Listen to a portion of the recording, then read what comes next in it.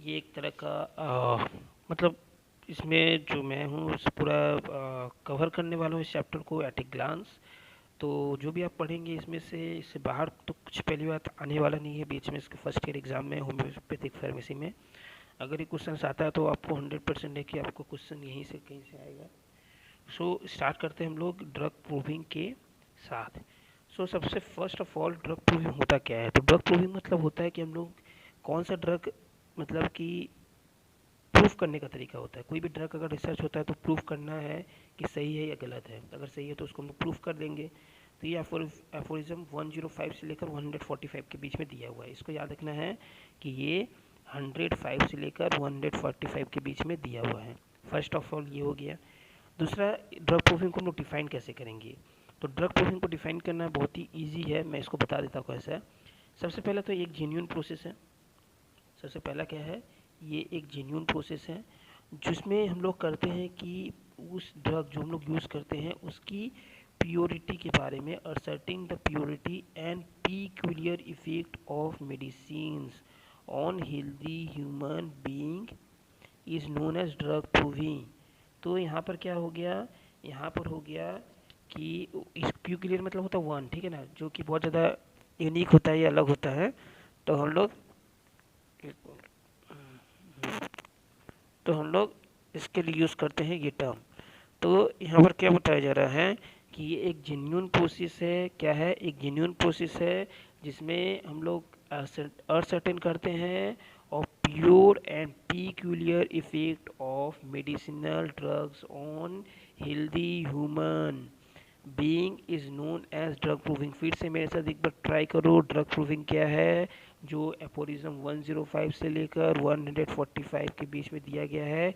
इसमें ये बताया जाता है कि the genuine process of ascertaining of pure and peculiar effect of medicine on healthy human is known as drug proving। Clear है? ड्रग प्रूविंग क्या है याद हो गया? ओके। नेक्स्ट हम लोग चलते हैं हैनीमैन की तरफ। तो हैनीमैन जो है आपको पता होगा, बताने की ज़रूरत नहीं है वो है कौन। हैनीमैन जो होते हैं वो फर्स्ट एवर मैन है जो वर्ल्ड में, पूरे वर्ल्ड में, इंडिया में नहीं, मतलब इंडिया में तो है ही नहीं, मतलब मैं बोल रहा हूँ कोई कंट्री में नहीं, पूरे वर्ल्ड में who proved drug on healthy human being. उन्होंने ही एक पहला ऐसा ह्यूमन है जो वो ड्रग प्रूविंग किसके ऊपर की, हेल्दी। जैसे कि एलोपैथी की बात करें तो वो क्या करते हैं, एलोपैथी में सबसे पहले एनिमल में टेस्ट किया जाता है, एनिमल में प्रूव हो गया, फिर ह्यूमन में विथ लो डोजेस को क्या करते हैं हम लोग ट्राई करते हैं। लेकिन इसमें क्या होता है, होम्योपैथिक में हम लोग इसको एनिमल में नहीं देकर क्या करते हैं, इंसान में ही हम लोग उसको टेस्ट करते हैं। तो इसमें जो ड्रग प्रूविंग होता है वो हैनीमैन ने पहली बार क्या किया, first time in the world क्या किस पे ड्रग प्रूविंग का ट्राई किया, हेल्दी ह्यूमन बींग पे किया है। ये हो गया एक पॉजिटिव पॉइंट, प्लस पॉइंट जो ड्रग प्रूविंग का है। एंड अप्लाइड लॉ नहीं, लॉ है, लॉ मतलब जो नियम होता है वो एक लॉ अप्लाई करके उन्होंने किया, जिसको आपको याद रखना है, बहुत ही इंपॉर्टेंट लॉ है, जिसको बोलते हैं सिमिलिया सिम्बिलिस क्यूरेंटर।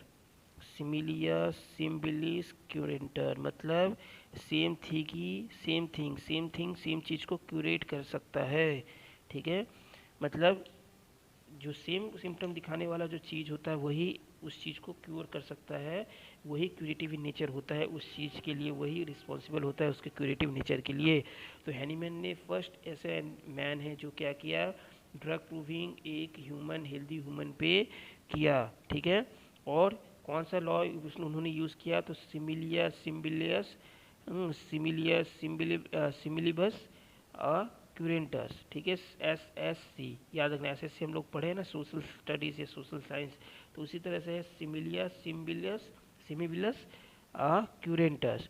अब क्या है, systems and orderly process of investigation. अब ये प्रोसेस को हम लोग थोड़ा और डिफाइन करें तो क्या बोल सकते हैं, ये systematic and orderly process of investigation of the pathogenetic power of medicine bye administrating it on different healthy human beings. क्या समझ में आया?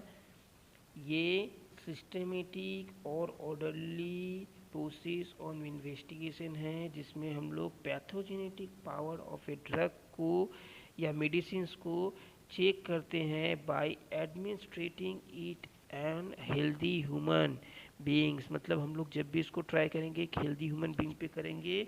और किस लिए करेंगे? करने का रीज़न है कि हम लोग इसके पैथोजेनेटिक पावर को देखना चाहते हैं और human being healthy human being में किस तरह से एक्ट कर रहा है।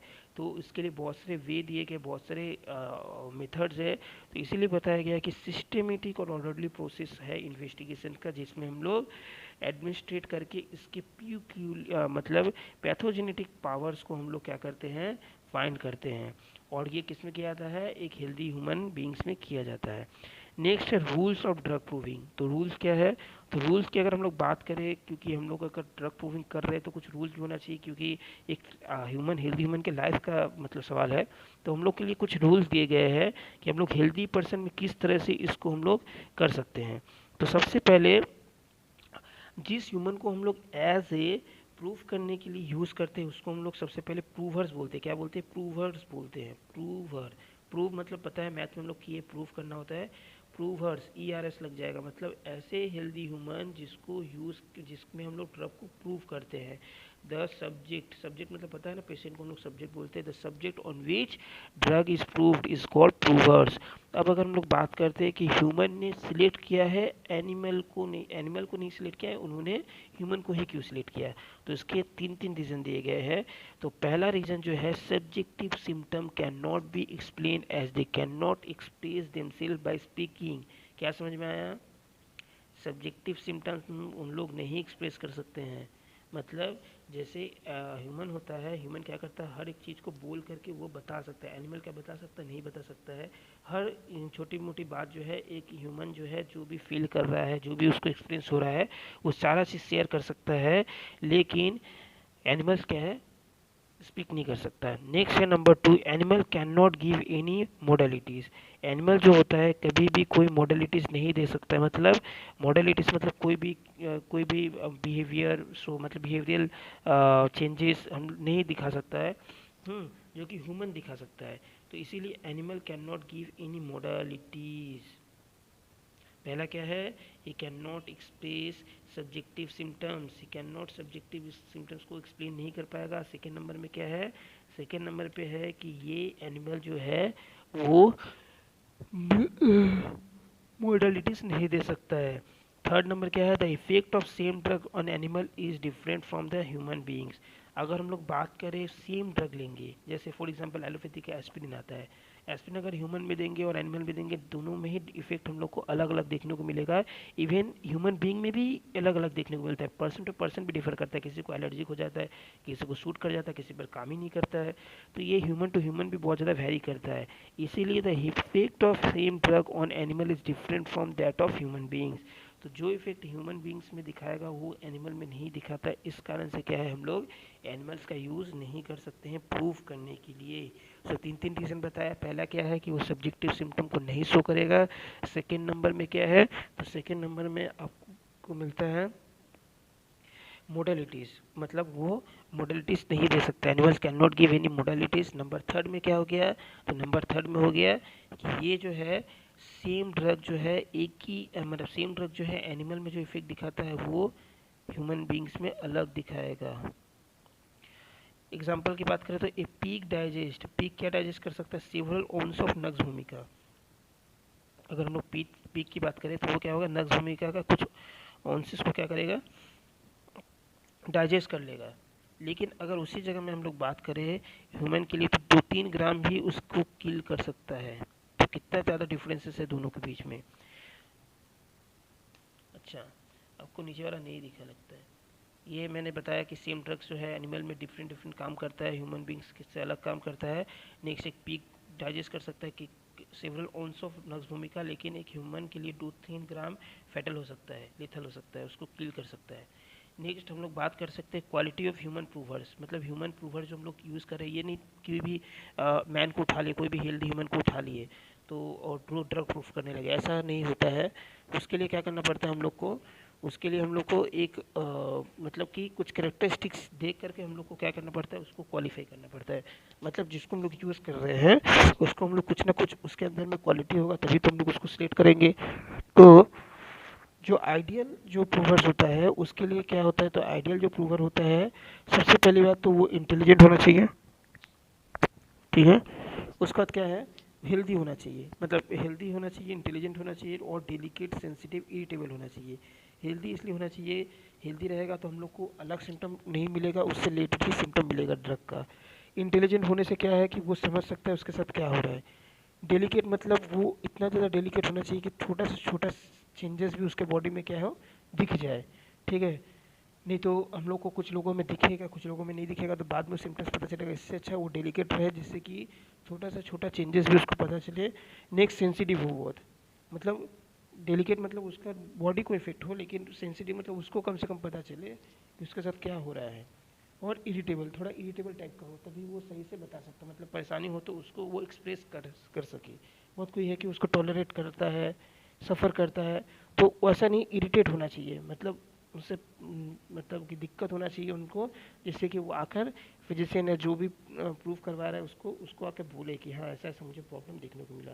तो क्या क्या होता है ड्रग प्रूवल का क्वालिटी, आइडियल क्वालिटी जो होता है, तो उसके लिए सबसे पहला नंबर पे मैंने बताया कि उसको हेल्दी होना होगा, इंटेलिजेंट होना होगा, और थर्ड क्या है, तो थर्ड है कि वो डेलिकेट, सेंसिटिव और इरिटेट वाले पर्सन टाइप्स के होने चाहिए। Is that clear? Okay, next हम लोग बात करेंगे नंबर 4 के बारे में। तो नंबर 4 क्या है, वो ट्रस्ट वर्थी हो, मतलब विश्वास लायक हो, ये नहीं कि पैसा खा लिया और काम भी नहीं किया। लवर ऑफ ट्रूथ, जो कि सच बोलने में माहिर हो, ऐसे लोगों को हम लोग को लेना चाहिए। तो मैंने चारों बता दिया। अब इसमें कुछ अलग अलग लोग होते हैं, जैसे कि मैंने पहला जो बता दिया वो आइडियल प्रूवर था। तो आइडियल प्रूवर के ये सिम्टम देखने को मिलता है। अब बेस प्रूवर क्या होता है, तो बेस प्रूवर जो है उसको कैसे पहचानेंगे, तो उसके लिए होता है कि वो पहली बात तो हेल्दी होंगे,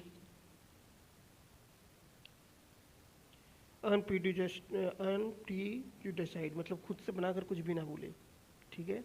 सेंसिटिव फिजिशियन खुद हो सकता है, जो चेक करा खुद के ऊपर प्रूव कर सकता है, वो सबसे बेस्ट प्रूवर कराएगा। जो सेंसिटिव फिजिशियन होता है, जो बहुत ज़्यादा सेंसिटिव होता है, वो सबसे अच्छा यहाँ प्रूवर कहलाएगा, क्योंकि वो हर एक छोटे मोटे चीज़ को वो रिकॉर्ड कर सकता है।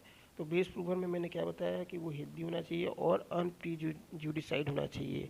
इसके अलावा क्या मैंने बताया कि अगर वो सेंसिटिव फिजिशियन है तो वो बेस्ट प्रूवर का एग्जाम्पल है।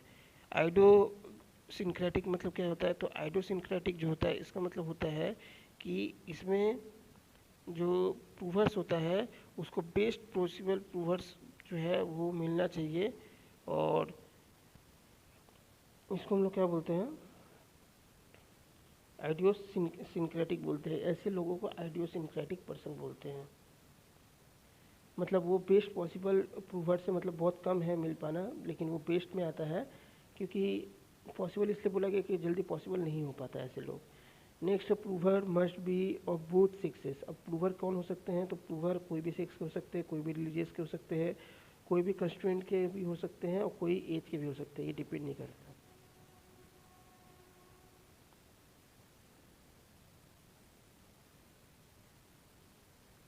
नेक्स्ट है method of preparation of drug proving. तो सबसे पहले ये डिपेंड करता है कि हम लोग कैसा जो सोर्स यूज़ कर रहे हैं। तो सबसे पहले इंडिजिनस प्लांट्स। तो इंडिजिनस जो प्लांट्स होते हैं, जो इंडिजिनस में होते हैं, उनको हम लोग एडमिनिस्ट्रेट कर सकते हैं इन द फॉर्म ऑफ फ्लेशली। फ्लेशली मतलब वो फ्रेश ही ले सकते हैं, क्योंकि इंडिजिनस है तो हमेशा अवेलेबल है। तो हम लोग उसको उसका जो जूस है उसको हम लोग यूज़ कर सकते हैं, और उसको थोड़ा सा हम लोग अल्कोहल से मिक्स करके उसको हम लोग मतलब यूज़ कर सकते हैं, जिससे कि स्पॉयल ना हो। तो इम्पोर्टेंट क्या है इसमें, कि इसको हम लोग in the form of freshly expressed juice ले सकते हैं। इसको थोड़ा सा अल्कोहल मिला देंगे जिससे कि स्पॉइलिंग ना हो। बायोटिक वेजिटेबल जो होता है, एक्जॉटिक वेजिटेबल मतलब जो बाहर वाला होता है, अंदर वाला, तो ये जो होता है ये पाउडर इसको हम लोग लेना पड़ता है, क्योंकि हमेशा ये अवेलेबल नहीं होता है। इसको हम लोग को क्या करना पड़ेगा, हम लोग को पाउडर फॉर्म में लेना पड़ेगा ये, और इसको या फिर हम लोग टिंचर फॉर्म में लेंगे। टिंचर मतलब वही पाउडर फॉर्म में होता है, उसको भी अल्कोहल में हम लोग मिला लेंगे, और इसके बाद हम लोग फ्री स्टेट में इसको रख सकते हैं, या फिर हम लोग इसको मिला करके वाटर के साथ भी रख सकते हैं, ठीक है। वाटर के साथ या अल्कोहल के साथ मिला करके हम लोग देख सकते हैं, लेकिन ये एक्जॉटिक वेजिटेबल पाउडर या टिंचर फॉर्म में ही होगा। नेक्स्ट है सॉल्ट एंड गम्स। तो सॉल्ट एंड गम्स जो होते हैं उसको हम लोग को वाटर में डिसॉल्व करके ही रखना चाहिए। ठीक है, लेने से पहले हम लोग को क्या करना पड़ेगा, पहले वाटर में डिसॉल्व करके ही रखना चाहिए। नेक्स्ट जो है ये वाला, ठीक है, डिसॉल्व करके सॉल्ट ऑर्गेनिक्स होते हैं। Dry and work medicinal substance, तो हम लोग जो बात करेंगे यहाँ पर dose and it's modes of administration, मतलब डोज जो लेते हैं उसको एडमिनिस्ट्रेशन कैसे करेंगे, उसको बॉडी में इंटर कैसे कराएंगे। तो सबसे पहले स्ट्रॉन्ग मेडिसिन है, तो स्ट्रॉन्ग मेडिसिन जो है उसको हम लोग स्मॉल डोजेज में यूज़ करेंगे। एफोरिज्म 121 में दिया है कि अगर स्ट्रॉन्ग डोजेज होता है तो उसके लिए हम लोग स्मॉल डोजेज यूज़ करेंगे। उसी की जगह में अगर सबसे वीकेस्ट है, सबसे पतला है, तो हम लोग क्या कर सकते हैं, उसको हम लोग थोड़ा ज़्यादा ले सकते हैं। और इसके लिए हम लोग हेल्दी, डेलिकेट, ईटेबल या सेंसिटिव पर्सन को हम लोग यूज़ कर सकते हैं। तो ये किसका कैरेक्टरिस्टिक्स था, ये आइडियल प्रूवर्स का कैरेक्टरिस्टिक्स था। मैंने आइडियल प्रूवर में ये बताया था कि ये एक कैरेक्टरिस्टिक्स रहने से हम लोग उसको आइडियल प्रूवर बोलते हैं। तो ये बहुत ही ज़्यादा वीकेस्ट मेडिसिन होता है जिसको हम लोग आइडियल प्रूवर के पर दिखा सकते हैं। और नेक्स्ट माइडल मतलब जो स्ट्रॉन्ग भी नहीं है और वीकेस्ट भी नहीं है, तो इस तरह का जो मेडिसिन होता है इसको हम लोग मतलब कि मोर कॉन्सिडेबल क्वांटिटीज़ में दे सकते हैं। देखो इसको सबसे ज़्यादा क्वांटिटी में, इसको मीडियम क्वांटिटी में और इसको सबसे कम डोजेज में देना पड़ता है क्योंकि बहुत ज़्यादा स्ट्रॉन्ग होता है। मोड ऑफ एडमिनिस्ट्रेशन कैसे हम लोग एडमिनिस्ट्रेट करेंगे, तो medicine include do not have all the power. देखो जैसे कि जो एलोपैथिक्स में होता है क्या, क्रूड फॉर्म में भी यूज़ कर लेते हैं, मतलब इंग्रेडिएंट, एक्टिव इंग्रेडिएंट, लेकिन हम लोग कभी भी फ्रूट फॉर्म में यूज़ नहीं कर सकते, उसको हम लोग पोटेंटाइज्ड करते हैं, डायनेमिक ये में लेके आते हैं, प्रॉपर्टीज ही हम लोग यूज़ करते हैं। सो देयरफॉर यहाँ पर होता क्या है, तो यहाँ पर हम लोग जनरली उसको पोटेंटाइज्ड करते हैं। तो medicine include do not have all the power, तो उसके लिए क्या करना पड़ता है, हम लोग को पोटेंटाइजेशन करना पड़ता है।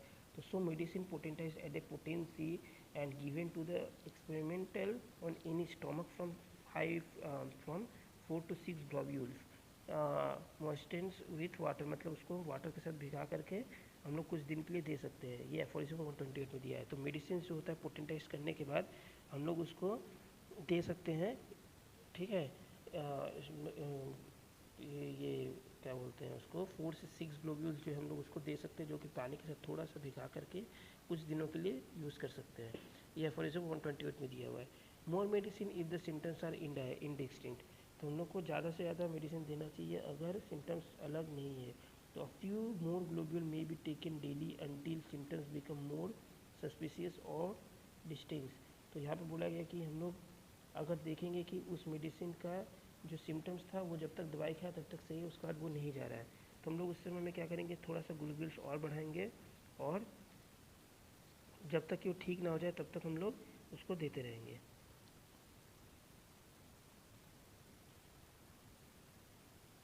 ठीक है, इस वीडियो में इतना ही। नेक्स्ट कवर करेंगे इसके बाद वाला पार्ट।